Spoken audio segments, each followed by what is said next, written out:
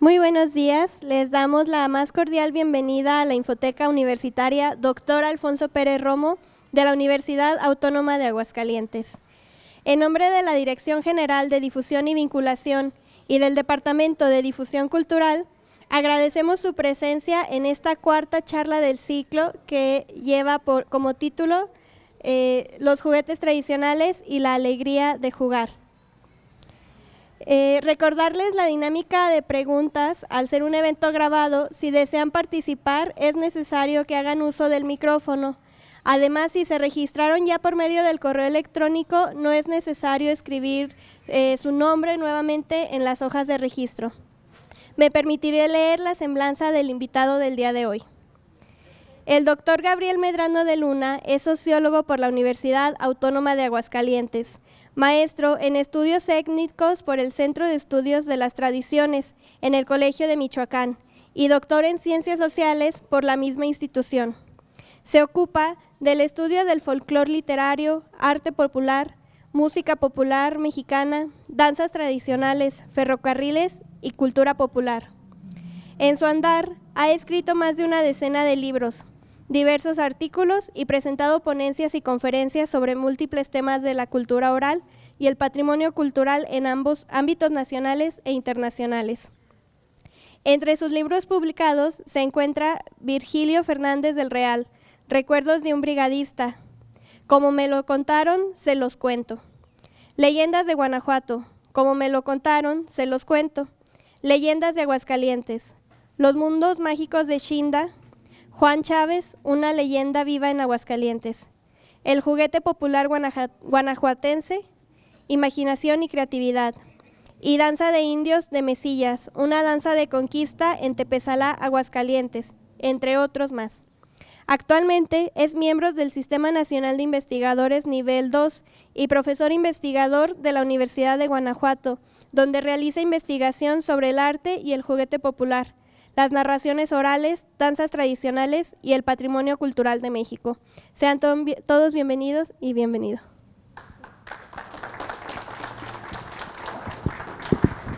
Muchas gracias, maestra Clara. Pues antes que nada, quiero agradecer y mostrar la alegría de estar aquí, porque hace unos ayeres ya decía Clarita al leer el ridículum, pues uno fue estudiante de esta universidad y pasan los años y regresar ya no como estudiante, sino a brindar una charla, pues es satisfactorio. De hecho, yo recuerdo que aquí venía a pagar las colegiaturas y ahí había un árbol de colorín, lo he estado buscando, no lo encuentro, y siempre que pagaba colegiaturas era como hobby recoger esos frijolitos rojos que decían quemadores, y bueno, es parte de los recuerdos. Al mismo tiempo me gustaría que esta charla fuera un homenaje al doctor Alfonso Pérez Romo, iniciador de estos espacios que son muy importantes para hablar de diversos temas. Y bueno, de alguna manera estoy aquí gracias al maestro Arturo Silva. Se ha emprendido una amistad. Él es no sé cómo decir para no herir susceptibilidades, pero como el bastón de don Alfonso, el brazo derecho. Y en esos viajes a Guanajuato pues también tenía el gusto de saludarle, conocerle, y bueno, ahí fue el enlace con Clara y además pues atendieron muy bien, fueron hasta por mí a Guanajuato, por mi esposa Leti, que también está de espectadora, nos trajeron, nos hospedaron, entonces es muy satisfactorio. Y hablar de estos temas, pues yo creo que a todos nos da alegría, ¿no? Recordar la infancia, recordar estos juegos, y en el caso particular, pues llegar a Guanajuato, hoy me salió la chamba, no me la dieron aquí, no se crean, no.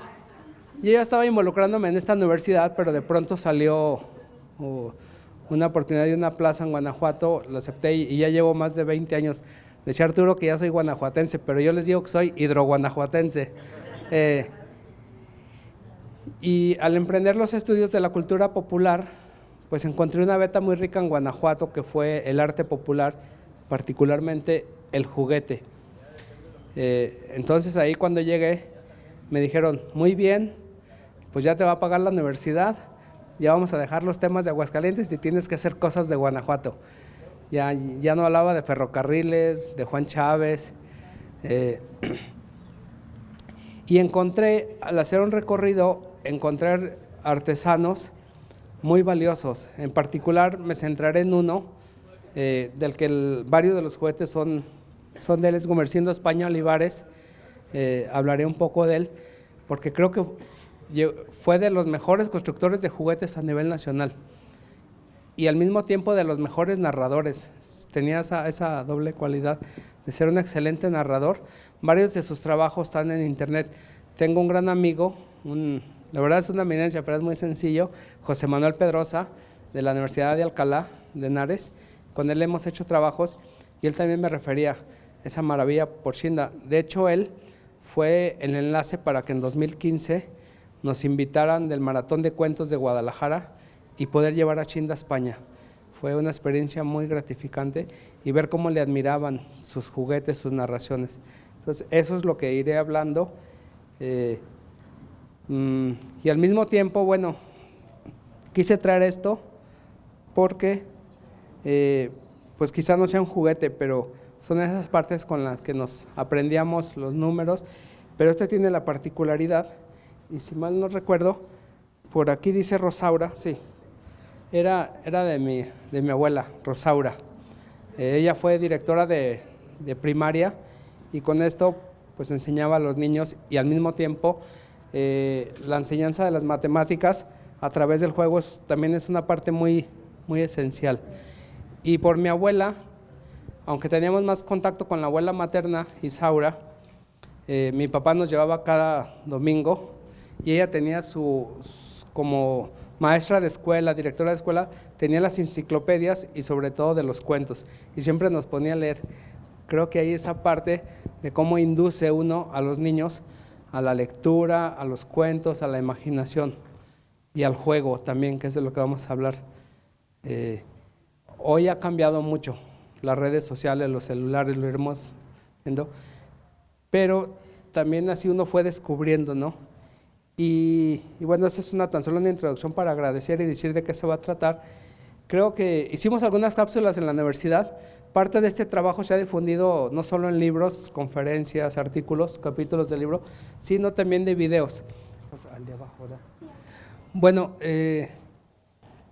yo cuando llegué a Guanajuato y emprendo la investigación sobre el juguete popular, me di la tarea de buscar a algunos artesanos y al contactarlos, pues ya les dije que quería hacer un trabajo de para rescatar los procesos, las técnicas, los colores y también un poco la historia del propio artesano, y tuve la suerte de que accedían. Entonces, la idea que yo tuve es decir, oye, ¿qué te parece si me haces una colección de juguetes? Y durante el proceso vamos platicando, me vas diciendo cómo se hacen, y al final pues yo, cada que venga pues te voy pagando, así no sé, se me hacía pesado, y fue la manera en que yo encontré de ir haciendo una colección. Y al mismo tiempo pues también llevaba agua a mi molino, porque cuando salían las fotografías, los videos, pues eran los propios juguetes de uno. Y así también conocí a Shinda, entre otros. Y al mismo tiempo que iba preguntando sobre cómo aprendió a hacer el juguete, a qué jugaba de niño, los procesos, las técnicas, todo eso, iba haciendo la parte también, se puede decir, teórica, metodológica de la investigación. No me quiero detener mucho, eso es más aburrido, es más bonito hablar de los juguetes. Y también quiero decirles que si alguien de pronto quiere hacer una pregunta, que no hay problema, si me interrumpe y eso, yo quiero que sea más un diálogo que una conferencia. Si hay algo que no lo sé, pues lo voy a decir con toda franqueza también, pero me llevo la tarea de investigarlo y a lo mejor ahí nos contactamos. Entonces, yo lo que vi que este interés por la salvaguarda de las tradiciones populares no es propio de México ni de Aguascalientes, ¿no? Es un interés mundial que viene rigiéndose desde la propia UNESCO. Hay un interés por el patrimonio intangible, en donde está la música tradicional, los juguetes tradicionales, el lenguaje, las prácticas, y yo desde ahí empecé a enmarcar todo este interés como una aportación a esa salvaguarda del patrimonio intangible del arte popular guanajuatense. Y en esta primera etapa, pues del juguete en particular, no me quisiera detener a leer como karaoke, sino nada más ir refiriendo que desde ahí uno va viendo en dónde está incidiendo, ¿no? Y al mismo tiempo, pues también desde, en el caso de la Secretaría de Cultura de México, pues también hay un interés por seguir preservando nuestras tradiciones. Recordemos que México tiene varias tradiciones como parte del patrimonio cultural inmaterial de la humanidad. De los últimos que han entrado ha sido el mariachi, está la celebración del Día de Muertos, la Peña de Bernal, etcétera. Son creo que 9, 11, creo que ya subió 11. Y ahí pues también uno veía que todas esas prácticas artesanales eran parte importante, tanto desde la propia UNESCO como en la Secretaría de Cultura de México y en Guanajuato también, o sea, como va bajando y en el caso de mexicano, pues nomás podría leer esto para que vean cómo incide. El patrimonio cultural inmaterial se manifiesta en la lengua y la tradición oral, tradiciones culinarias, artes del espectáculo, juegos tradicionales, que es de lo que estamos hablando, rituales, actos festivos, conocimientos y prácticas relativos a la naturaleza y el universo, en la música y danza tradicional. La tesis que yo hice de maestría fue precisamente la danza de indios de Mesillas. Mesillas está aquí a 30, 40 minutos, no sé ahorita, tengo muchos años que no he regresado, pero a pesar de la cercanía era otro contexto, otra realidad, pero la danza muy, muy importante, una danza de conquista, que representaba esa lucha entre lo extranjero frente a lo local. Y bueno, también ahí se incentivaba los saberes y técnicas vinculados en la artesanía tradicional, que es lo que vamos a ir desplegando, en modos de vida. Todo eso son expresiones culturales que cambian con el tiempo, adaptándose a las nuevas realidades. Nosotros seguido entraba uno de esos pleitos, entre comillas, con los antropólogos, y no con todos, pero con muchos, porque ellos decían que las cosas no debían cambiar, como si la cultura fuera estática. Y no, uno le manifestaba que las cosas van cambiando. Decía Violeta Parra, cambia, todo cambia, ¿verdad? Y así como todo cambia, pues que yo cambie no es extraño. Pues también yo veía que en las comunidades, las situaciones socioeconómicas, sobre todo por referir algo, lo que fue la pandemia, cambiaron muchas situaciones, aún en los estudiantes, ya ahora emocionalmente son muy frágiles. Yo digo que una parte se debe a toda esa situación que vino de la pandemia, pero retomando lo que estamos hablando, pues se van adaptando a los procesos socioculturales de cambio. En las danzas, anteriormente había carrizo y usaban el popotillo y todo, de pronto se acabó y usan el popote de plástico, o los guaraches hechos a mano, de cuero, de suela de llanta. De pronto el hermano se va a Estados Unidos, le trae unos tenis de marca y quiere danzar con sus tenis. Y la pregunta que siempre hacíamos, bueno, ¿y eso cambia su sentir por el santo patrono, por la Virgen, la devoción? Pues no, entonces es más bien ir entendiendo esos procesos y cómo irlos interpretando. Y todo eso contribuye a darnos un sentimiento de identidad y continuidad, creando ese vínculo, ¿no?, entre el pasado y el futuro. Entonces las tradiciones populares dan identidad y cohesión al grupo social, dan identidad y cohesión a los artesanos. Y bueno, yo refería el caso de Chinda como, entre otros, que protagonicé, porque al emprender la investigación, la Secretaría de Desarrollo Económico de Guanajuato, en Plaza de la Paz, el mero centro, tiene una casa muy bonita, antigua, y ahí le brinda el espacio a que los artesanos vendan sus productos. Y yo dije, bueno, voy a emprender una investigación sobre arte popular, quiero conocer, y me acerqué, y ahí vi el puesto de Chinda, y luego me impactó. Creo que, para no aburrir y hablar tanto, si ponemos el video, ahí lo explico. Si quieres, antes de poner el video, nomás para referir, ya lo iré platicando, pero adelanto.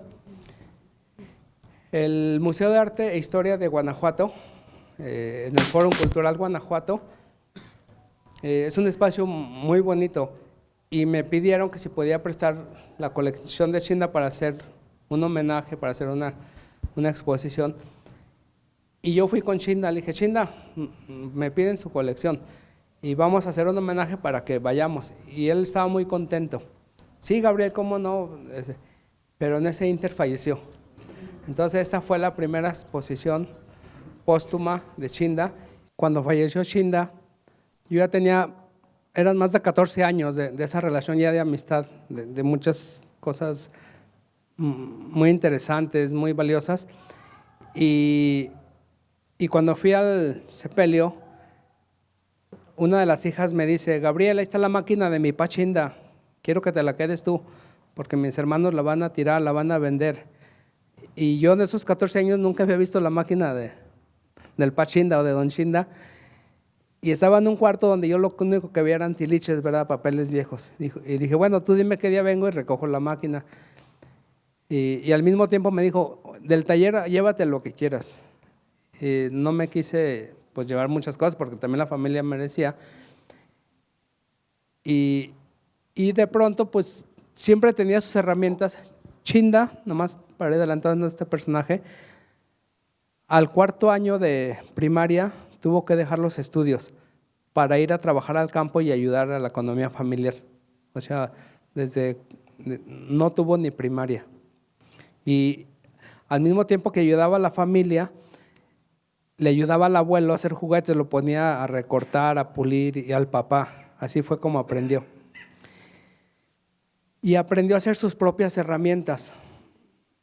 Él fabricaba sus propias ceguetas. La máquina era ahorita se ve una foto, él la hizo con un motor de lavadora. Hacía sus pinceles con la crin de caballo, hacía los tintes naturales con las tierras extraídas del cerro. A mí en alguna ocasión me llevó y ahí me maravilló la riqueza mineral de Guanajuato. Ahí comprendí, porque de pronto, mira Gabriel, la tierra azul, de aquí yo saco el azul, mira la tierra café, a través de un proceso de cocción. Entonces yo pues siempre veía esas herramientas que él hacía y ya no utilizaba, y pues nunca se las quise pedir porque pues, son parte del taller. De pronto cuando la hija me dice, llévate, dije, bueno, me llevo las herramientas. Y curiosamente en la exposición le hicieron hasta un capelo así muy bonito, un cajoncito, y las exhibieron.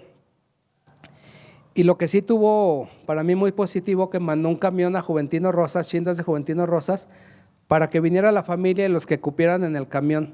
Entonces vienen a la exposición y fue para mí una experiencia muy bonita, porque las hijas al recorrer y bueno, económicamente el museo tenía recursos, entonces la museografía fue muy bonita, y de pronto ven las herramientas en sus cajoncitos y a mí me dice Lupe, la hija menor, oye Gabriel, entonces lo de mi pa Chinda sí era importante, ¿verdad? Fue así un contraste muy grande. Cuando vieron y han exhibido dije, sí, es que tu papá fue una gran persona, fue un gran artesano y un gran narrador, como que fueron esos choques, ¿no? Y bueno, ahorita lo iremos viendo. Y ella es la maestra Pomar. La maestra Pomar nació en Guanajuato y fue una de las más grandes especialistas de arte popular del juguete. Y yo al hacer la investigación me acerqué, me trató muy bien, hicimos una buena amistad y llegué a visitarla ya después en Coyoacán. Ella tenía colecciones muy grandes de arte popular. De hecho, el Museo de Artes e Industrias Populares María Teresa Pomar en Colima, ella donó todas las piezas. El Museo del Pueblo de Guanajuato, la sala de miniatura, ella donó las piezas. Y así donaba muchas piezas a muchos museos. De hecho, ella fue la que asesoró en el libro de Grandes Maestros de Arte Popular para seleccionar los artesanos. Ella fue una de las asesoras. Y ella le tenía mucha admiración a Chinda. Yo creo que eso fue también lo que me unió a ella, o lo que a ella le dejó que yo me acercara y platicáramos. Y cuando estaba haciendo el libro de Chinda, yo le pedí el prólogo, aceptó, pero en ese proceso también falleció y nunca supe si lo escribió o no. Pero siempre me asesoré. Y fíjense, curiosamente, la vida da muchas vueltas. Había un tema que yo no sabía de la maestra Pomar, hasta que Rafael Coronel, el hijo de Pedro Coronel, hizo un libro sobre la maestra Pomar, de algunas pláticas que él logró entablar. Fue de las pioneras fundadoras del Partido Comunista. O sea, pero ese tema no sé por qué no lo quería hablar, ¿verdad? Yo dije, y si supiera que conoció muchos artistas, muchas personas, todo este contexto sociohistórico de del taller de la gráfica mexicana, de estos artistas muralistas, pues yo creo que tenía mucho conocimiento, pero eso es lo que yo le digo a mis estudiantes, que se acerquen a sus abuelitos porque se van grandes tesoros, y yo vi que con la maestra se llevó mucho de ese tesoro, de sus experiencias dentro del movimiento del Partido Comunista, del arte, pero bueno, al menos de arte popular sí gustaba hablar mucho y conmigo fue muy buena persona y me asesoró. Me decía con qué artesanos ir, le hablaba de mis adelantos y me decía esto está bien, esto está mal o te sugiero esto y por eso está. Y bueno, ahí mucho de lo que Chinda aprendió del abuelo, del contexto histórico de Juventino, lo plasma en sus juguetes. Dicen que cada estado tiene un municipio donde hay brujos, como Catemaco en Veracruz, Cherán en Michoacán, en Aguascalientes Jesús María, no sé si todavía hacían los brujos de Jesús María, pero yo al menos cuando estaba joven uno escuchaba. Y en el caso de Guanajuato es Juventino Rosas. Entonces hay todo un tema muy interesante en las narraciones orales que tienen que ver con los nahuales, los chaneques, las brujas, y todo eso es lo que Chinda narra, pero también pone en sus historias. Esa es una imagen, todavía estaba embarnecido Chinda, son varias imágenes ahí. Este salía en el libro y es con la que hemos difundido también algunos carteles. Y bueno, rápidamente, es que de Chinda podría platicar mucho. Él para empezar, la puerta de su taller siempre estaba abierta y cuando le visitaban nunca medía el tiempo, era muy… la verdad era una gran persona y a uno le brindaba todo el tiempo. En alguna ocasión, yo llegué y sus hijas estaban llorando. Dije, ay, ¿ahora qué le pasó a Chinda? Y dice, es que está muy enfermo y se lo llevaron a Celaya, está hospitalizado. Y luego reciben una llamada y empiezan a llorar más. Es que le van a cortar los pies a mi pa Chinda. Dije, seguramente tiene diabetes y fue un momento muy triste. Pero por suerte no le amputaron las piernas. Los médicos decían que era de esos hombres corriosos de antes, de los que comían todavía frijolitos, huevo de rancho, así, de una alimentación de alguna manera muy sana, y la libró. Lo que sí tuvo fue que estar en cama por más de un mes. Y yo cuando lo visité, pues es cuando me dijo eso. Dice, oye, ¿sabes qué? Me puse a pensar muchas cosas. La maestra Pomar me dijo que un día me voy a ir, me voy a morir, ¿verdad? Y que te contara mis cosas. Mis hijos no me quieren escuchar. Y yo le digo, Chinda, lo que usted diga. Sí, Gabriel. Entonces pues pongo la cámara, me daba pena, así como estaba convaleciente, pero yo vi que era como una terapia ocupacional para Chinda. Entonces me empezó a contar muchas historias. Y ya cuando se recupera, le digo, Chinda, pues me contó muchas historias, no puede hacer los juguetes. Dice, ¿cómo no, Gabriel? Vamos a hacer juguetes de las leyendas. Y vean, ahí está la leyenda del mágico. Y ahorita se ven unos juguetes y entonces me empezó a hacer unos juguetes, ahorita seguramente se van a ver. Estos son varios momentos de cómo fue el cambio, ¿no? 2005, 2008, 2015, esta es la Plaza Mayor de Madrid, ahí cuando andábamos con Chinda, y 2017. Por ejemplo, cuando me visitó José Manuel Pedrosa, teníamos la costumbre de que Chinda gustaba ir al lugar donde sucedió el acontecimiento, y dice que aquí era donde estaba el mágico. Ahora es una casa, pero antiguamente era un solar. Y bueno, este fue el cartel que nos hicieron para que yo hablara del juguete popular y Chinda hablara de mitos viejos de un viejo Tomí de México. Y esa es una de las fotos. La visita que nos hicieron fue para el maratón de cuentos. Normalmente cerraba con grandes narradores. Anteriormente tenían buen financiamiento, invitaban a 5 o 6 narradores. Esta vez ya no había mucho dinero en el maratón de cuentos y Pedrosa le habló de Chinda y al final, de hecho fue muy bonito porque yo le dije, Chinda, nos están invitando a España, pero necesito que tenga el pasaporte. Pero tener el pasaporte era un gasto y Chinda económicamente era alguien… pues sí, era muy pobre, ¿no? Pero espiritualmente, interiormente era muy rico. O sea, no es más rico el que más tiene, sino el que menos necesita. Y Chinda, la verdad, en ese aspecto, me maravillaba. Y para mí era, pues, una de las hijas le decía, no, papá, Gabriel está loco, ¿cómo vas a ir a España? Pero otra hija sí creyó, dijo, papá, vamos a sacar el pasaporte, ¿qué tal si sí? Yo le dije, Chinda, no me comprometo, pero hay una remota posibilidad. Total que saca el pasaporte y al final aprueban. Y Chinda, pues era lo que decía, pues decían que estaba loco, que cómo iba a ir a España. Y él fue el que cerró el evento en el Teatro Moderno. Y por ejemplo, allá está lo que aquí sería un poco Mario Iván Martínez, como cuentacuentos. En España hay un personaje que también era muy buena persona que se llama Kiko Cadaval.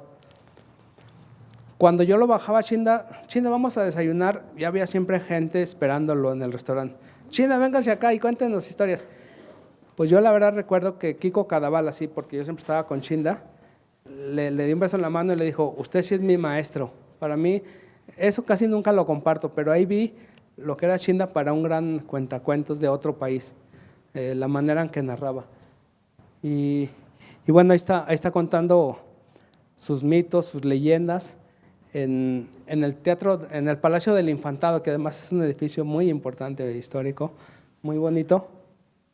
Y después también nos invitaron al Museo Etnográfico de Castilla y León, y hay otras experiencias muy bonitas que tienen que ver con las costumbres mexicanas. Una atención que tuvieron en el museo fue hacer una visita guiada. Y a mí me daba mucha risa porque de pronto nos enseñaban una tele como en blanco y negro todavía para cambiar los canales manualmente. Y Chinda, pero de eso todavía hay en mi rancho. Esos contrastes. De hecho, yo a Chinda le decía, Chinda, consígame un cencerro, consígame cosas viejas, un molcajete. ¿Para qué lo quieres, Gabriel? Oh, pues para tenerlo ahí. Y nunca me conseguía, como que no le daba la importancia. Y aquí cuando empezó a ver las camas de latón, pero si de eso en mi rancho todavía hay, empezó así, era una cosa muy bonita entre quien nos guiaba y Chinda, de ese lenguaje, entre lo que en España son piezas de museo que ya no existen, y como en México en ciertas comunidades todavía hay ciertos artefactos que siguen siendo parte de la vida cotidiana y que no valoramos. Entonces cuando regresamos, pues Chinda sí empezó a conseguirme cosas. Gabriel, te conseguiste jaula para burros donde montaban las cosas. Lamentablemente en ese contexto es que fallece, ¿no? Pero él ya estaba preocupado por conseguir, o sea, incluso yo creo que ese viaje para él fue abrir los ojos y valorar muchas cosas. Yo creo que también él sabía lo que él era, pero también en ese viaje descubrió que tenía un valor muy grande sus conocimientos ancestrales, ¿no? Y bueno, ahí son varias fotografías de Chinda, y pues estos temas siempre los hemos ido abordando. Parte de estos juguetes son poquitos. Hemos hecho algunas exposiciones en Guanajuato, en el Museo de la Universidad de Guanajuato. De hecho, me pidieron que a principios de mayo montemos una exposición, el espacio no es muy grande, en San Miguel de Allende, en el Nigromante. Aunque ahí está el museo de la esquina, un museo muy importante de juguete popular de la maestra Angélica Tijerina. Cuando lo inauguró, pues me pidió la primera exposición temporal, y ello, pues cuando hay recursos económicos y vínculos, pues ella hace los concursos con FONAR, y todos los premiados ella los compra, pues de alguna manera, y ha ido haciendo una colección muy importante.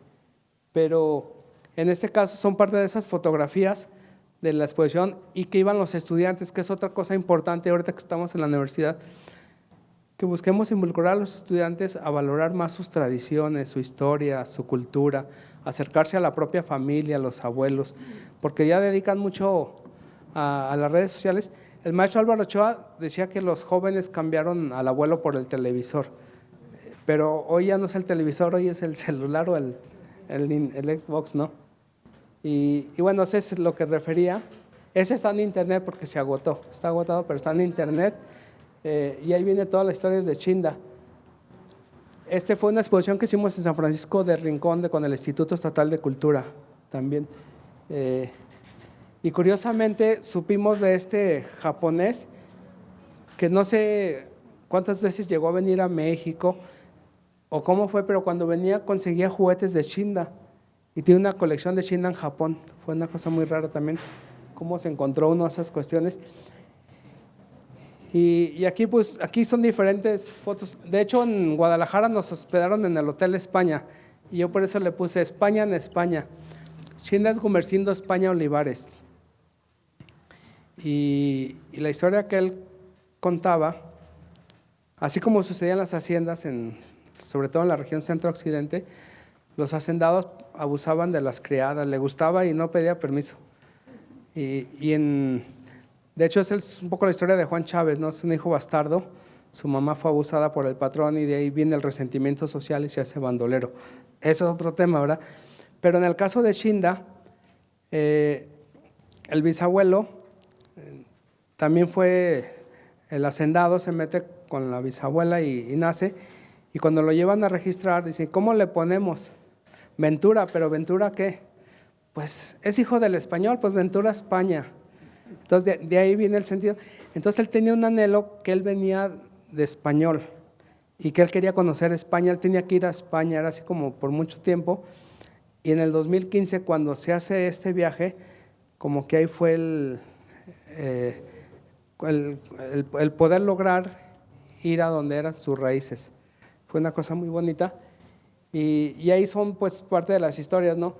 Esta es la leyenda del mágico, lo que él les refería, y este es el juguete del mágico. El mágico, así rápidamente, lo voy a sintetizar. Yo de niño, yo recuerdo que ahí por la colonia gremial de Nocosari llegaban, nosotros le decíamos los húngaros, no sé si a ustedes les tocó, que decían, no te acerques porque te roban todo. Bueno, entonces llegaron los húngaros, bueno, lo que nosotros llamamos los húngaros, a Juventino, y de pronto un joven se acercó y les pidió que quería irse con ellos, que quería aprender las artes circenses, quería aprender la magia, y no lo querían llevar, y le dijeron, mira, te vamos a llevar, pero si un día te sales o regresas a tu pueblo, este día vas a morir. Y dijo, es el único requisito. Él aceptó, se va con esa gente, y un día enferma la mamá y regresa a Juventino, y le dijo a la mamá, voy a morir. ¿Cómo que vas a morir? Sí, es que no cumplí el pacto que hice. Y de pronto llegó una carreta con 4 caballos y lo arrastró y lo despedazó, por eso está así todo despedazado. Y en el pueblo se supone que era chico y conocían todas las carretas, todos los caballos de los amos, y esos no sabían de dónde salieron, de quién eran. Entonces era el pacto con el diablo.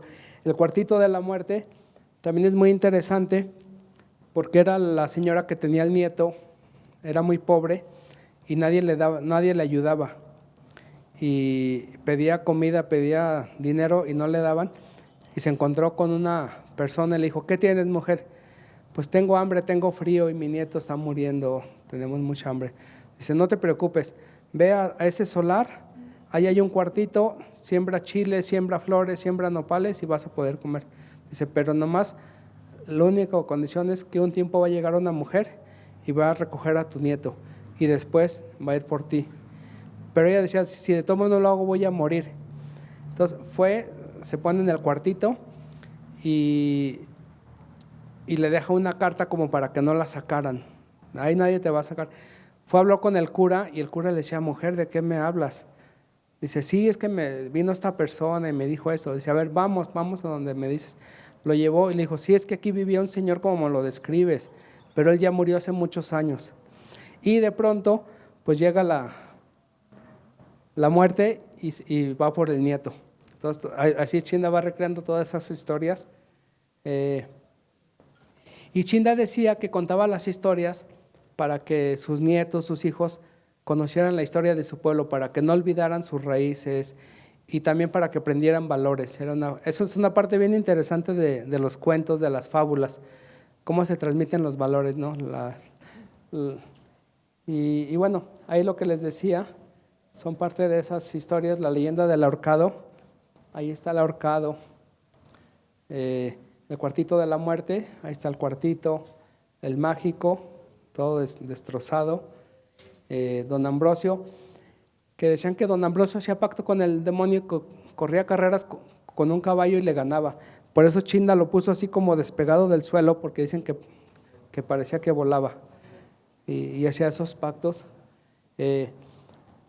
La leyenda de San Antonio también es muy interesante, porque en este pozo dice que cayó una niña y la mamá, llorando y triste, dijo, pues ya se mató, ¿verdad? O sea, el pozo era muy profundo, y lo que pidió es que rescataran el cuerpo para darle una santa sepultura. Y cuando bajaron los hombres con cuerdas, la niña no había fallecido, y la mamá no entendía qué pasó. Y cuando entra a la capilla, bueno, era la capilla antigua, y la derribaron, hicieron ese templo, y lo único que queda es esta torre que la representa Chinda en ese juguete. Dice, mamá, mamá, ahí está. ¿Quién está? El Señor que me recibió en sus brazos cuando me caí, que me cachó. Y cuando le apunté era San Antonio. O sea, era un milagro. Y Chinda, lo maravilloso es que con esta manivela, una sola manivela, como sería con esta,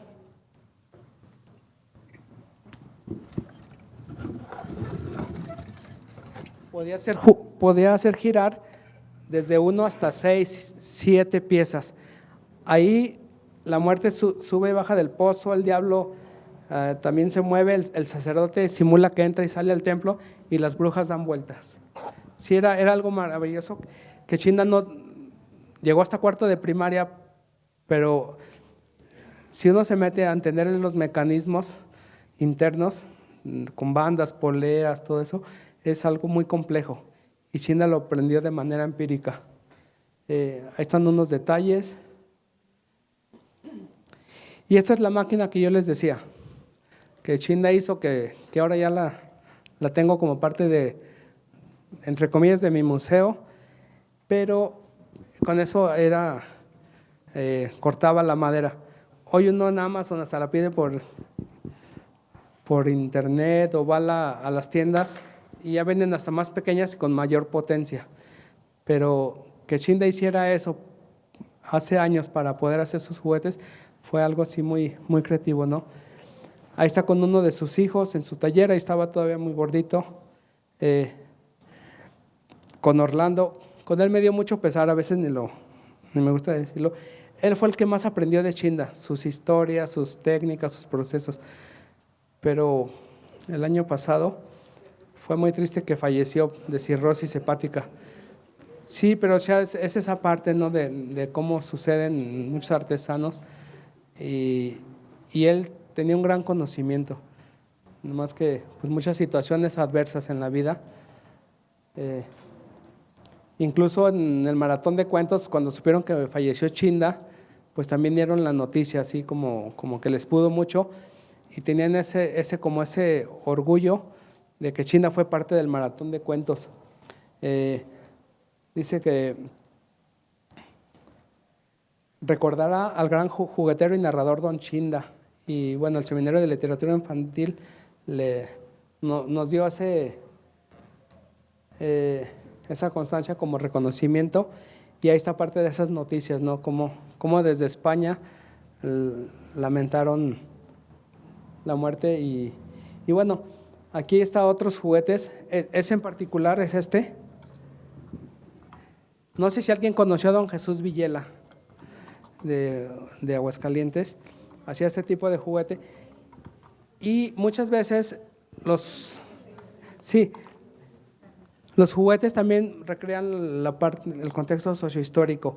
A finales del siglo XIX llegó el ferrocarril, se instalaron los talleres del ferrocarril en Aguascalientes, y se empezaron a hacer muchos juguetes de locomotoras, de cartón, de lámina, de madera. Ya en el siglo XX, con la Primera y Segunda Guerra Mundial, se recrean mucho los aviones, sobre todo alemanes. Y así uno va entendiendo también los procesos sociohistóricos a través de los juguetes. Y ese caso de que decía de la locomotora, es la 501, es muy simbólico, porque es como máquina 501, la que murió por Sonora, que corrió por Sonora, y él era en Acosari, Jesús García, porque se incendió y en la parte trasera traían un vagón de dinamita. Sabían que si explotaba iba a ser una tragedia. Entonces Jesús García toma la locomotora, la saca del pueblo y estalla. Y por eso es muy simbólico que muchas locomotoras se represente con el 501. Y el caso de la muerte, pues también aquí muy importante lo que es Guadalupe Posada, ¿verdad? La Catrina, sus grabados y también cómo se fue representando. Y don Jesús, la verdad tenía muchas piezas muy interesantes. Yo le conocí, llegué a visitarlo y ya era mayor, vivía ahí por San Marcos, era muy interesante su artesanía. Porque en Aguascalientes también hay varios jugueteros. En este caso, Pedro de David Salas hizo este libro, lo hizo con el municipio, ya está agotado, no sé si se pueda conseguir, pero de juguetes y jugueteros, y este es de Aguascalientes. A mí me pidió hacer el prólogo y también ahí da cuenta de cómo también aquí hay jugueteros importantes, ¿no? Este es otro caso muy interesante, no sé si a ustedes les tocó jugar con los gallitos peleoneros, que uno decía, pues los gallitos de Aguascalientes. Yo no puedo corroborar la veracidad, pero platicando con Chinda, en una de esas pláticas me dice, Gabriel, fíjate que en Aguascalientes, en la feria, yo hacía unos gallitos peleoneros y los vendía muy rápido, se me vendían muy bien. Y yo de niño pues compraba eso y yo siempre decía, mira, juguetes de Aguascalientes. Y con Chinda vi que todo indicaba que él venía desde Juventino a venderlos. O sea, según iba a cada lugar y sabía lo que lo representaba, hacía esos juguetes y él decía que cada año venía a traer sus juguetes, pero sobre todo muchos gallitos de pelea. Estos también ya casi no se ven. Mi mamá cada 2 de noviembre, 1 de noviembre, nos llevaba al Panteón de la Cruz y era comprar nuestra calaverita con nuestro nombre. Tengo algunos años que no he podido regresar en esa fecha, pero cuando lo hice ya no había muchos puestos, ya era mucho chino, ya mucho producto. Sí, lamentablemente. Hubo 2 etapas de crisis, entre comillas, para los artesanos. Unos lograron superarlas, muchos no. La primera fue la llegada del plástico. Ellos refieren los 60, los 70, sobre todo las empresas norteamericanas que traían mucho juguete de plástico hecho en serie. Y el segundo momento fue el producto chino, que es lo que actualmente se sigue padeciendo. Chinda, el caso de Chinda era muy peculiar porque sus juguetes ya los compraban muchos coleccionistas, los que tenían galerías, museos, coleccionistas particulares. Su juguete ya era buscado más para colecciones que para los niños, aunque el deseo era que fuera para los niños, o sea, decía que su juguete, su anhelo era que jugaran los niños y que incluso cuando había niños que no tenían dinero y él les regalaba juguetes, dice, no le daba el caro, ¿verdad? Pero siempre tenía ese detalle, dice, ¿por qué un niño cómo no va a jugar? Tenía ese detalle. Y otra parte también importante en Guanajuato es la cartonería. Bueno, podríamos hablar de Guanajuato, del Estado de México, en la Merced, quizá los más representativos, la familia Linares, ¿verdad? Don Pedro Linares, a quien se le atribuye la creación del Judas. Pero en Guanajuato también hay una tradición cartonera muy, muy importante, sobre todo en Celaya, un poco en Irapuato, Guanajuato, Cortázar, y que incluso hay ahí unos recortes, unas notas periodísticas que muchos de los Judas de Diego Rivera y Frida Kahlo los hacía la maestra Caballero y que su ascendencia era de Guanajuato. Yo no tengo el dato así para decir, como dicen, si digo que la burra es parda es porque tengo los pelos en la mano. Pero lo que sí refiere es esa importancia de la cartonería en Guanajuato también. Y han quedado muy pocas familias. Y en el caso particular, pues se hacía mucho estas monas que Virgilio fue un exiliado español, estuvo a los 17 años en la Guerra Civil Española y tuvo que salir, si no pues iba a morir. Llega a México, vive en México, Monterrey y luego radica en Guanajuato y se casa con Jim Byron. Jim Byron, de la familia de los Lord Byron, pintora canadiense, artista, y fallece Jim Byron y Virgilio hace un museo para el Casa Museo Jim Byron. Tiene su segunda esposa que es Estelita, con ella tenemos mucha amistad todavía. Y él decía que allá le decían peponas, que era lo particular de México, el color, los chapetes, los diseños, los tintes. Y la maestra Pomar en ese aspecto me decía también que las niñas un poco pobretonas, entre comillas, pues lo que jugaban era con la de cartón, porque las niñas ricas les traían sus muñecas de porcelana de Holanda, de Francia, de Alemania, pero ahí también nos acercamos con cartoneros para ver cómo se hace todo toda la cartonería, ¿no? Y así, no sé si me estoy extendiendo de tiempo, ustedes me dicen porque uno habla y se va de largo, pero le podemos ir dando más prisa. Ya toda la parte de los juegos, ¿no? Una parte importante que uno veía son los materiales, y antiguamente yo creo que a todos nos tocó los trompos de mezquite, hasta le decía la punta y hoy el mezquite ya está en peligro de extinción y está penado. Si alguien lo agarra con mezquite, lo pueden procesar. Pero antiguamente había mucho mezquite y había temporadas, ¿no? Del trompo, del yoyo, del valero, las canicas. Ahí está el valero. Algo curioso que uno no dimensionaba. Decía la maestra Pomar que hasta en las canicas había clases sociales y yo decía, ¿cómo? Me decía que las agüitas era para los chairos, para la gente más fregadona, y las ágatas, la gente que tenía un poco más de recurso, y dije, entonces yo era chairo, ya entendí. Estas no sé si a alguien le tocó las de barro, que cuando chocaban se rompían, salía otra, sí, que ya son un tesoro, ¿verdad? Sí, y uno al hacer la investigación también lo que veía es cómo había valores, ¿no? El valor de la justicia, de la amistad, porque uno tenía que aprender a perder, y la amistad siempre se mantenía a pesar de que si uno perdía sus canicas o si le rompían el trompo, sí. 5 de barro por una de… 5, era. Les cambiaba uno. A ver, eso es interesante. En el juego de la canica, el que traía las de florecita, les cambiaba por para poderlos dejar jugar, 5 por 1. Tú ponías una de flor y él ponía 5. Depende del más dejado, ¿no? Así era el negocio. Yo decía, no metas meca, ¿verdad? Aparte, pinta tu raya. Chirias sí. Pelas, sí. Chiras pelas, pinta tu raya. No metas meca. Sí. Y también, ahora que estuve en Guanajuato, uno ve cómo cada estado o cada región… adelante.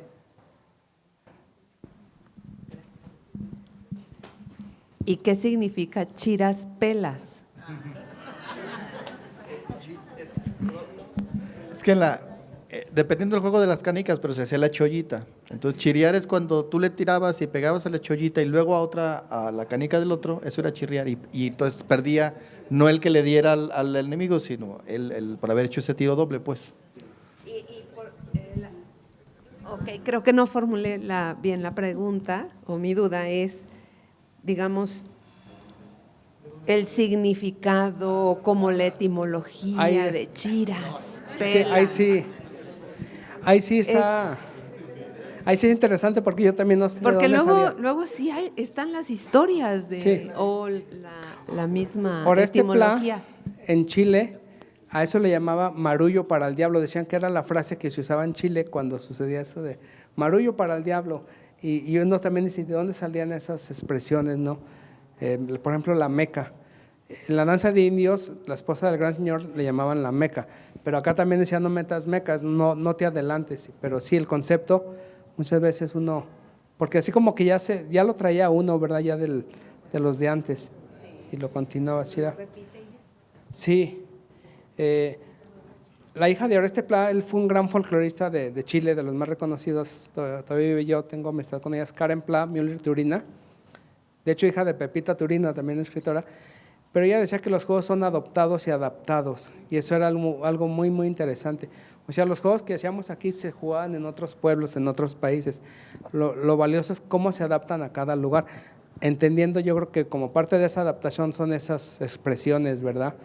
El changay, en Guanajuato capirucho, O hablando de esas expresiones, yo creí que en Guanajuato al jugar el brinquete burro eran las mismas y allá no, usaban otras. ¿No le tocó jugar al brinquete burro? Sí. De hecho, no quiero ofender, pero por ejemplo, segundo brinco este burro, 2 patadicos, 3 hilitos, 4 jamón de sapo, ¿no quieres una probadita? De niños, yo creo que hoy ha cambiado, ¿verdad? La cuestión de la sexualidad y todo eso, pero uno se agachaba y lo iba saltando, entonces decía, 4 jamón de sapo, y la mala era que le agarraba el trasero y se lo embarraba en la boca. Pero, jamón te saco, ¿verdad? Y ahí dice de sapo, era te saco, ¿verdad? No había maldad. Y hoy es, o el juego de las cebollitas, nosotros siempre queríamos estar atrás, ¿verdad? O sea, pero es un poco la inocencia de la infancia, que hoy ha cambiado mucho toda esa cuestión. Ya los niños casi no juegan eso. Yo mis estudiantes les pongo esto y muchos ya no saben de qué hablamos. Una cuestión, bueno, yo vengo de Guanajuato, es un caso muy particular, tiene que ver también con la cuestión de la violencia, del espacio. Muchos de los juegos al aire libre ya no salen porque la gente ya hay mucha inseguridad. Sí, son muchos factores que uno va analizando. Y así como eso, pues hay otra frase también, ¿verdad? 7 te pongo tu chulo bonete. ¿De dónde decía? 8 te lo remocho. O sea, dice, bueno, remocho. O 12, la viejita tose haciendo cajón, uno le hacía cajón y le pegaba. Sí, era. Entonces, lo que yo hacía al ir platicando con los artesanos, ir viendo sus procesos, también aprovechaba si ellos conocían estos juegos y cómo eran en ese tiempo, ¿no? O Virgilio, ¿a qué jugabas en España de niño? Como él, mucho era el arillo, me decía, de la infancia. Y aquí eso casi no lo hacíamos. Y así fuimos rescatando, pues, muchas de estas frases. No sé cómo vayamos en tiempo. Perdón. Gracias, maestro. Bueno, yo siento que todo eso nos ha enriquecido a nuestro México. Por ejemplo, los alebrijes, que son hechos de cartón y sí, son de la ciudad de Oaxaca. Y bueno, ahora ya son valiosísimos. Igual en el estado de Chiapas, los parachicos, las caritas, las máscaras, o sea, para chicos o para el chico. Y esa tradición viene de hace más de 200 años. También ya patrimonio material de la los parachicos, sí. Sí. De Chiapas de Corzo. Entonces, eso es muy importante porque ahora valen más. O sea, son costosos esas artesanías y muy representativas. Por ejemplo, los parachicos, las caritas, pues hay de gustos a gustos. Y ellos cuando hacen su danza también traen sus machetes. Yo recuerdo la primera vez que los conocí hace como 30 años en la carretera, estaban pidiendo pues ayuda económica y yo me asusté cuando los vi con los machetes. Dije, aquí nos van a dar. Y no, pues los machetes también son de cartón. Y es bello esa tradición de esos estados, alebrijes y los para chicos o para el chico. Sí, yo tengo entendido que son muy caras esas máscaras. Son caras. Ya, sí, son. Sí. De hecho, eso que mencionas es muy interesante porque yo de hecho en algunos escritos comienzo a decir ¿qué chaval no jugó alguna vez en su infancia? A lo mejor no tenía dinero para comprar un juguete, pero siempre inventaba algo para jugar. Sí. Siempre creaba con el lodo algo, con la caja de cartón, las piedras, la renta. Sí, perdón, ya para terminar. Y sí es importante porque los alebrijes los crean a base de cartón, que es reciclable también, y otros productos, madera. Y los parachicos también reciclan las cáscaras de coco, también con eso elaboran. Entonces son muy, muy limpios en su fabricación. Lo del alebrije es muy, muy interesante porque, aunque se hacían en Oaxaca de madera, quien lo patentó fue la familia Linares y supongo que conocen la versión oficial, que se cuenta que don Pedro, en un estado de enfermedad, casi con delirios, que vio unas figuras y de ahí surge la alebrije y las recrea. Y esa es la versión que dice la familia y la que sale en muchos textos. Hay otra versión, no la doy por hecho, pero había un pintor que le decían el Otentote de Orizaba y que radicó en México y decían que era pues medio pacheco, así todo.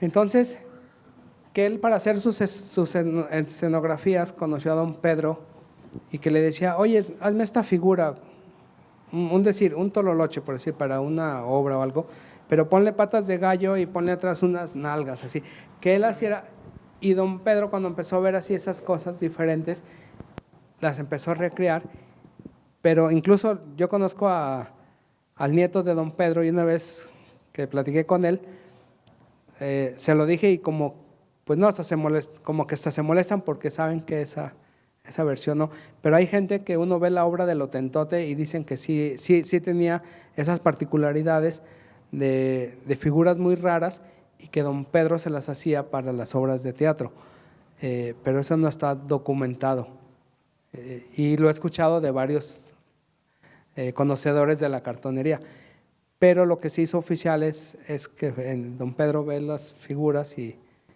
que decía alebrije una palabra, y ellos lo patentaron. Ese es también un valor que tuvo la familia Linares, que logró patentar porque el arte popular normalmente no lo patentan.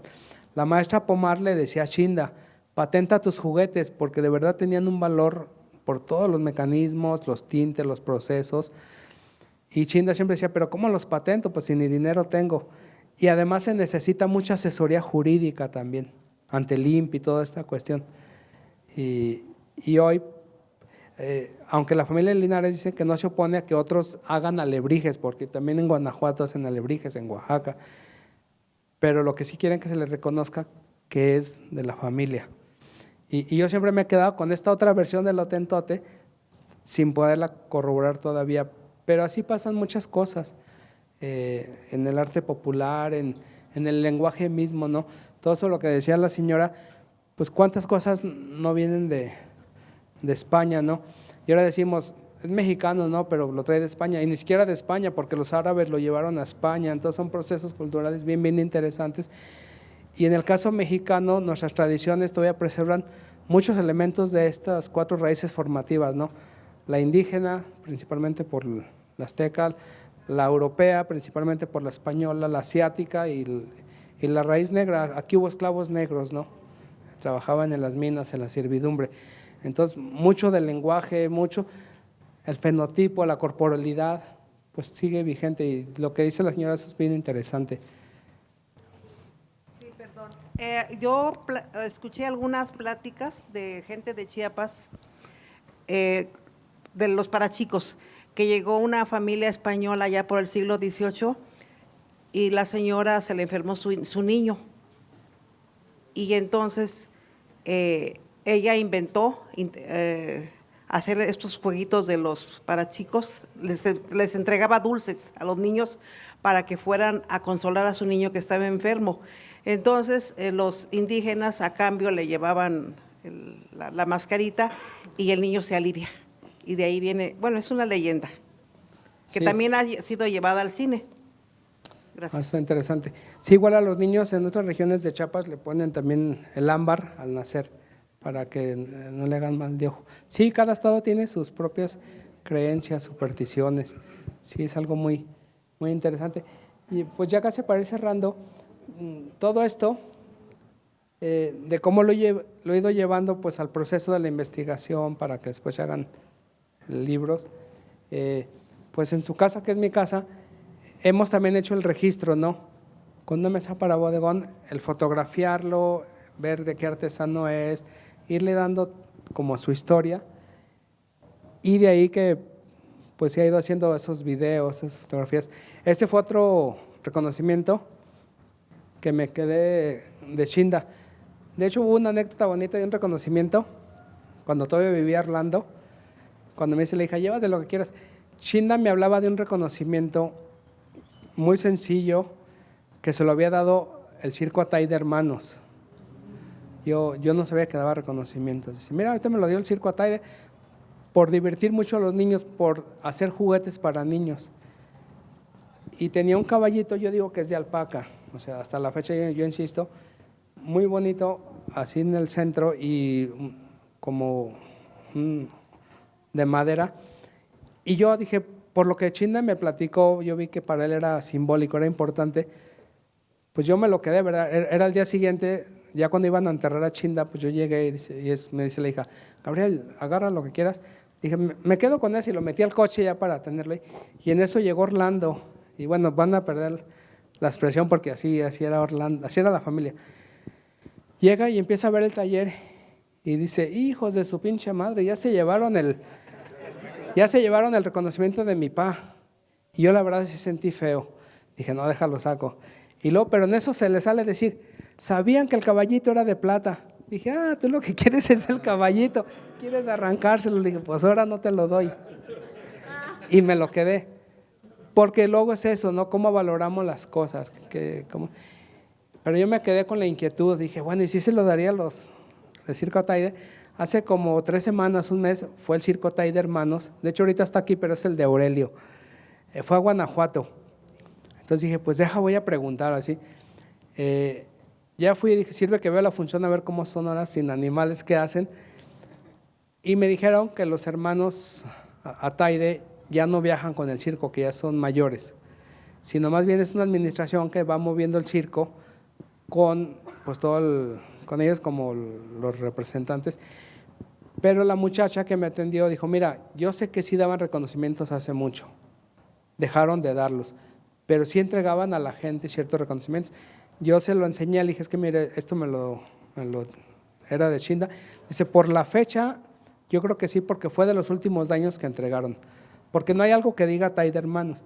Pero dije, bueno, ya con eso me quedé satisfecho, eso vale por… Pero sí, o sea, decir que el mismo Circo Ataide se fijara en Chinda por sus juguetes y bueno, yo tengo un cuarto y en todas estas cajas hay juguetes. Y ojalá un día se haga un museo, ahora es como el anhelo, pero de ahí uno selecciona y eso y los ha ido prestando. Lo triste para mí que muchas veces los preste, cuando los regresan, pues llega 1 o 2 dañados y híjole, esa parte luego duele. O cómo los valora la gente. Hay juguetes que no sé hasta dónde sería juguete tradicional o no. Por ejemplo, que hizo Mario, que también fue un pesar porque murió de cáncer. Sí, pero vean cómo él hacía otro tipo de acabado, de pintado, de madera. Cuando venía, me decía el compañero sobre los materiales. Le digo que anteriormente en las comunidades había una riqueza en cuanto a los árboles, había mucho colorín. Y del colorín se hacía mucho juguete, sobre todo las máscaras. Ya casi no hay. Hoy ya usan mucho el pino. Y en Guanajuato, como Aguascalientes, está el corredor, ¿cómo le llaman automotriz? Bueno, es un corredor, pero le llaman, va desde Aguascalientes hasta Querétaro, casi. Y muchas de las piezas que embalan desde Japón, China, Estados Unidos, a estas fábricas son de madera, son como rejillas. Y esas no sé cómo es el proceso, quién tiene el vínculo, eso, pero mucho lo venden y lo venden más barato. Y hoy he visto que muchos jugueteros compran esa madera que es más barata, pero es muy buena madera porque ahí embalan las piezas de los motores, las desarman y de ahí empiezan a hacer sus juguetes. Como esto, si se fijan de esas piezas, pues van recortando y para hacer los juguetes. Esta rueda es muy interesante porque decía Chinda que las muñecas de trapo las hacía la esposa, o sea, ahí los hijos de Chinda aprendieron a hacer el juguete, aunque ahorita muchos no se dedican. Estas de Aguascalientes, miren lo que les decía.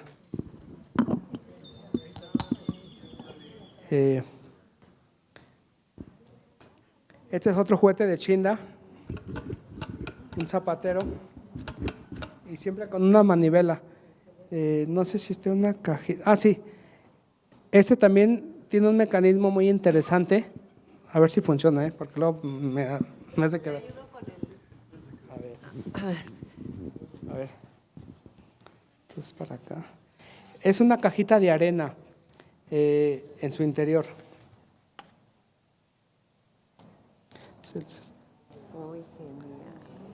Sí, y Chinda, aquí le puso Orlando, la hizo Orlando, era de cartón y con una cantidad de arena de hormiguero, lo que hacía es que va bajando por un proceso de cartón y es como un tipo fuelle que da vueltas. Y Chinda, sí, baja la arena y la arena empieza a bajar poco a poco y le va dando vuelta. Mecanismos tan simples. Sí, sí, son cosas muy, muy interesantes.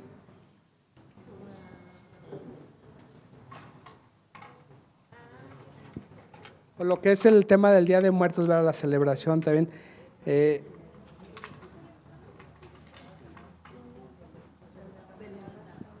los muertos es un tema muy, muy interesante en nuestra cultura, porque desde que somos niños nos familiarizamos con la muerte de alguna manera.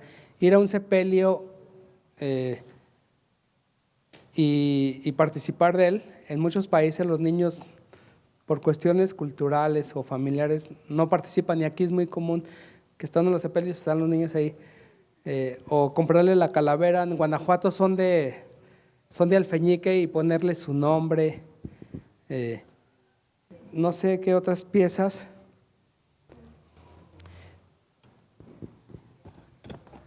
Para algo tan sencillo.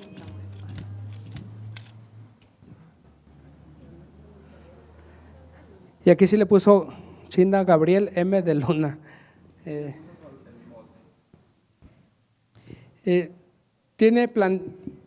Chinda tenía unas plantillas y las sacaba, pero otras las hacía casi de puño y letras, como luego dicen. No, pero ¿quién le puso el mote de Chinda? Él dice que es un nombre en otomí. Yo nunca lo corroboré y no creo, pero siempre lo conocen más por Chinda que… De hecho, él dice, todos le dicen Gumersindo, pero cuando sacó el pasaporte para ir a España, yo vi que era Gumecindo. Dije, Chinda, usted no se llama Gumersindo, usted es Gumecindo. Gabriel, pues no sabía. Pero todos le decían más Chinda, sí. Sí, de él tengo muchas anécdotas.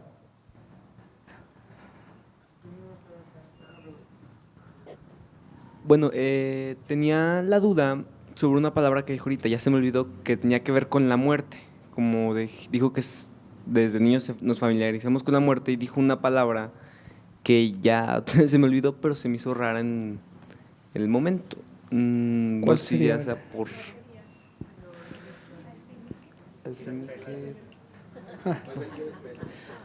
Bueno, lo que sí es interesante,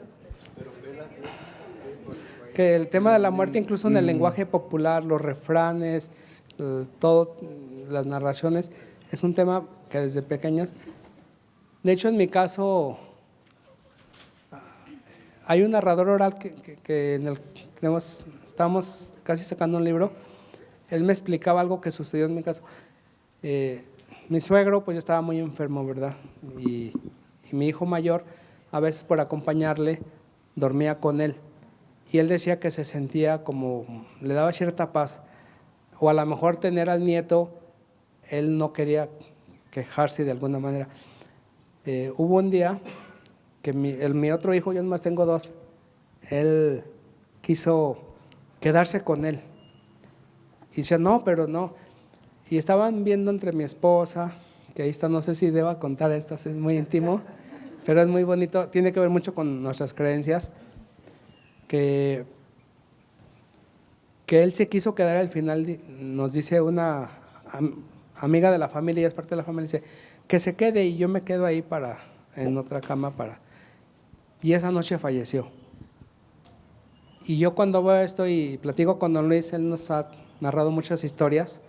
De hecho, ahí, si ponen Corpus de Literatura Oral, Universidad de Jaén, hay un acervo de muchas narraciones de varias colecciones. Una de las colecciones es la de México y es la que yo he compartido con José Manuel Pedrosa, a David Mañero, que es el responsable. Y en esa parte de México salen muchas narraciones de don Luis y de Chinda. Sale el video, sale la transcripción y todo, es muy interesante. Don Luis me explicaba que antiguamente se creía que para uno poder partir necesitaba de los nietos, necesitaba de los hijos que no son nietos, son angelitos. Es como el bastón, es la parte que emprenden el camino. Y él me decía que también a él le pasó con un hermano, que lo pusieron con un tío, y él de niño no entendía por qué. Y de pronto dice, pues está dormido, o sea, en su creencia, pues está dormido.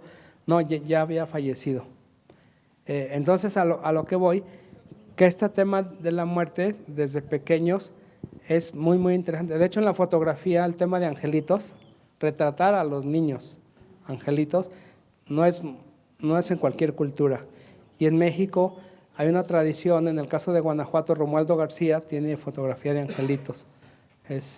No sé si a ti te tocó jugar como todo esto, mira, todo esto aquí tiene la muerte, aquí tiene la muerte y los niños se ponen a jugar, a imaginar. Este cráneo de cartonería también es Guadalupe Posada en el caso de Aguascalientes. Mira, otro tema de la muerte. La muerte es algo que se utiliza mucho en México. Pero no sé qué palabra dije y si no ahorita la inventamos. Sepelio. Sepelio. Si no, El sepelio es cuando entierran al difunto. Ok. Cuando, Sí. no sé si te ha tocado ir a la funeraria a velar a alguien y luego lo llevan a enterrar, todo ese proceso. Sí. Y, bueno, traje de hecho ahorita lo voy a pedir a ver si Leti me toma una foto. Fue algo muy, muy particular, Fernando. Además, tengo un buen amigo en Guanajuato, no sé si conoces a Andrés Olvera, un amigo colabora mucho con Benjamín. La semana pasada me dijo, Gabriel, tengo un juguete de Shinda, ¿no lo quieres para tu colección? A lo que voy es que ya es muy raro que alguien quiera desprenderse de un juguete de Shinda. Ya ha ido teniendo un valor por el mismo personaje. Le dije, sí, pues si me lo regalas. Y le dije, mira, voy a ir a Aguascalientes a dar una plática. En gratitud, me voy a llevar tu juguete, voy a decir que tú me lo regalaste y lo voy a mostrar. De hecho, le falta un caballito. Pero para mí es como todavía hay posibilidades, porque a mí mucha gente me ha dicho, oye, regálame un juguete de Shinda, y a mí me da mucha pena, pero digo, ya no. O sea, no es que no quiera, no es que sea egoísta, sino como que ya es parte de un patrimonio. Preferiría desprenderme de la colección a un museo, a alguna institución, que ir. Bueno, si un día necesito el dinero, a lo mejor los empiezo a vender por internet. Pero él todavía tuvo ese detalle de depositar en uno el juguete de Shinda, porque saben que uno, pues tuvo, por la cercanía que uno tuvo, ¿no? Y en la familia, pues también sonará muy presuntuoso, muy vanidoso, pero incluso la mamá, los hijos sí me han dicho, Gabriel, gracias porque la obra de mi papá, muchos la conocen por lo que se ha hecho, ¿verdad? Pero yo he hecho todo esto por Shinda, es lo que ellos no saben. O sea, si no fuera por Shinda, no haríamos todo esto. Y de hecho Shinda tiene ruedas, hacía ruedas de la fortuna, así muy grandes. Esas han sido muy, muy reconocidas. Yo me traje esta más pequeña porque en la camioneta. Y aquí hay otras piezas también que refería como parte de la colección de otros contextos. El juguete de hojalata en Celaya también ha jugado un papel muy importante. ¿Y cuánto tiempo tenemos que? Bueno, 5 minutos. De hecho, últimamente yo he tenido ciertos conflictos con algunas compañeras que son, bueno, no sé si son, pero dicen que son feministas. Y como que no gustan mucho que uno hable de los roles femeninos en los juguetes o masculinos o de un deber ser, que porque eso no debería ser. Le digo, pues es que así crecimos y así es en todos lados. Y quien más me impulsaba y me hablaba de eso era la maestra Pomar, y cuando supe que era pionera del movimiento comunista y tuvo toda esta ideología, dije, pues sí, ella es la que más debería de decir, porque desde temprana edad a las niñas se les enseñaba el cuidado de las muñecas, porque un día iban a ser mamás. Se les enseñaba los juguetes de la cocina, porque un día iban a estar a cocinar. Sí. Esta es La Llorona, esta la hizo Sergio Otero. Sergio Otero es discípulo de los Linares. Esta es una máscara de guerrero, también hay en la colección hay máscaras. Esta es una muñeca cubana muy interesante, porque uno la pone así y con el vestido le tapa la cara de abajo y es la negrita, o la voltea y es la güera. Esta. Sí, yo me acuerdo que hace muchos años se hacían concursos del yoyo. La Coca-Cola organizaba esos concursos a un nivel profesional y se hacía en la televisión también. Se hacía el columpio en el yoyo. Entonces era muy, en aquel tiempo era muy famoso el juego del yoyo. Sí, fíjense que en España varias universidades han incentivado los juegos tradicionales, sobre todo esas carreras que tienen que ver con educación física, para las habilidades psicomotrices, y han incentivado tanto el estudio como el fomento del juego por todo ese desarrollo, habilidad que uno manejaba, la destreza y sobre todo el movimiento, el aire libre, una cuestión más emocional de contacto con la naturaleza, con otros niños, que bueno, es un tema que no he hablado, que para jugar se necesitaban mínimo 2. Se fomentaba la sociabilización, la relación entre niño y niña, o niño, dependiendo, pero era una parte muy, muy interesante lo que dice también, de cómo cada quien iba agarrando destreza y a concursar hasta con otras personas, ¿verdad?, de otros estados, de otros lugares. Y hablando del yoyo, precisamente en ese contexto también entra el trompo, el yoyo de plástico, Sí, que de alguna manera pues compitió con esos otros. Estos no son propiamente juguetes, pero hay una persona en Guanajuato que hace los edificios en miniatura, en barro. Son muy bonitos y les pone hasta foquitos. Esta es la Universidad de Guanajuato, ahí aproveché para presumirla. Y bueno, todo esto ya para ir cerrando, esto que hemos hablado, se ha vertido en diversos textos, ¿no? Muchos están en internet, si no se los comparto, que ha sido como la historia de Chinda. Este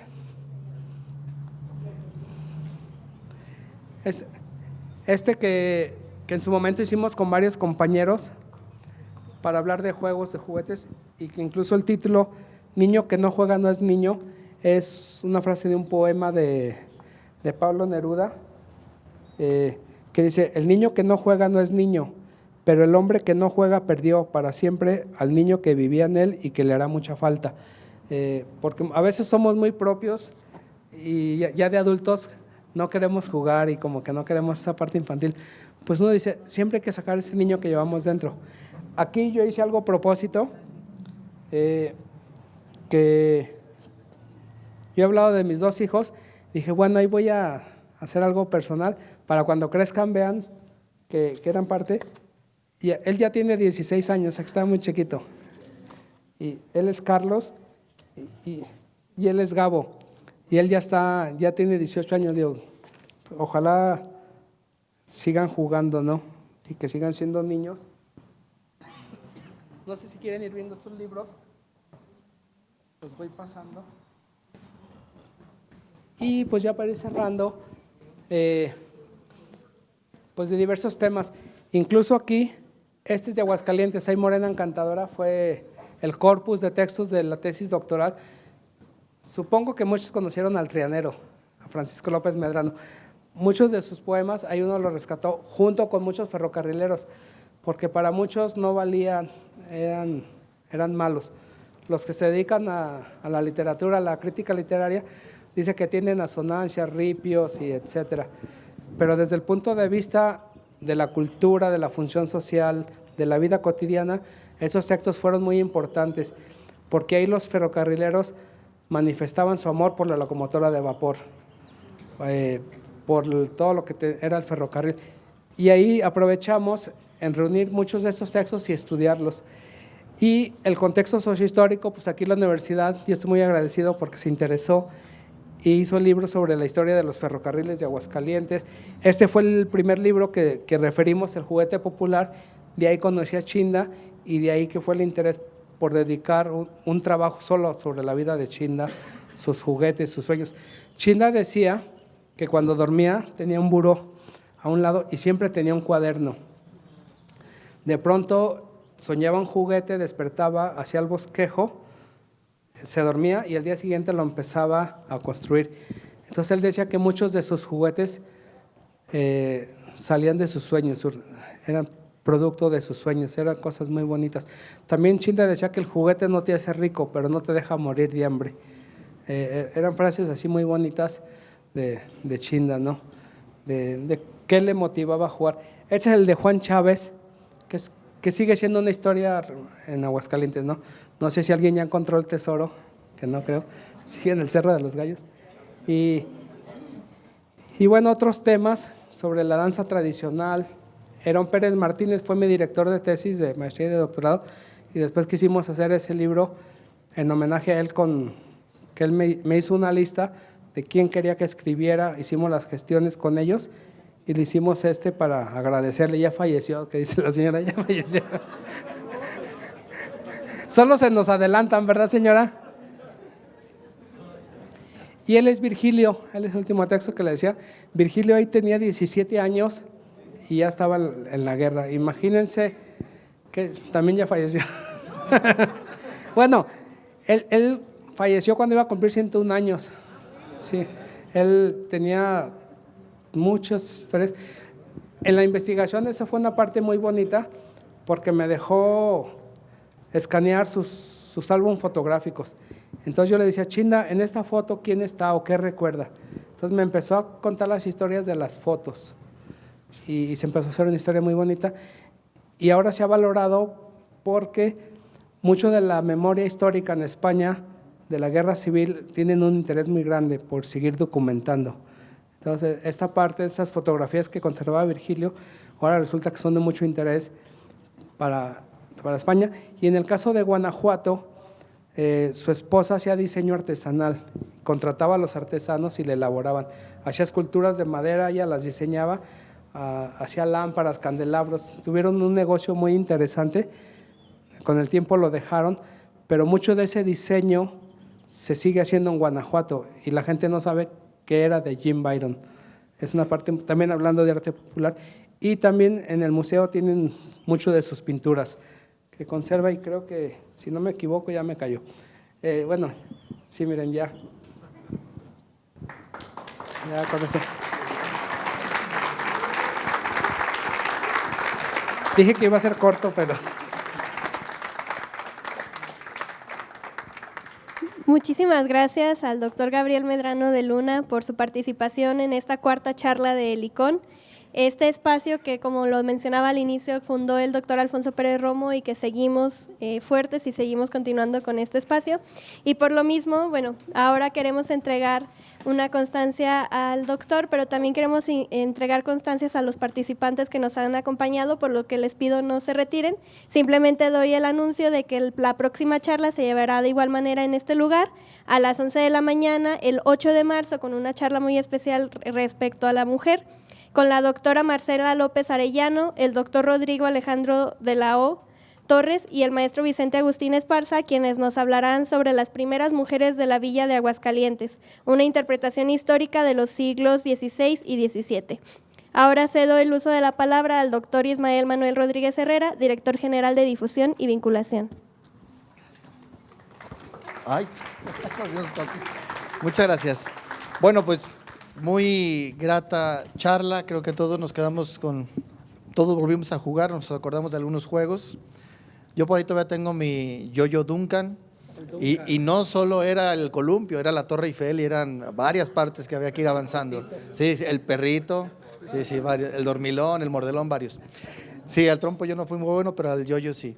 Y además de eso, digo, escuchaba la risa o la reacción en cuanto a que las personas ya se nos han adelantado, pero también me pongo a pensar que efectivamente estamos tal vez perdiendo una parte muy importante de lo que pues nosotros como niños jugamos y que los jóvenes de ahora pues ya tienen otras formas y veremos ese cambio, porque también es cierto que todo va evolucionando, pero bueno, siempre recordar es vivir y creo que la pasamos muy grato en esta mañana de sábado, así es que agradecemos al doctor Gabriel Medrano por su charla, los juguetes tradicionales y la alegría de jugar.